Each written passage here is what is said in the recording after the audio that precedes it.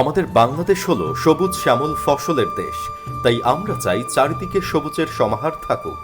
এরই ধারাবাহিকতায় new seed company চাষিদের জন্য নিয়ে এসেছে 100% কোয়ালিটিফুল মানসম্পন্ন ছোট করলা বীজ উলালা গ্রিন।